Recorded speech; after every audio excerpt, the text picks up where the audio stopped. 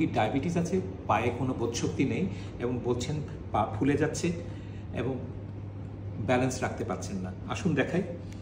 এই যে আমাদের পায়ের এরকম ভিতরটা নিচেরটা এরকম করে বাঁকা, আস্তে আস্তে ওনার এটা সোজা হয়ে যাচ্ছে।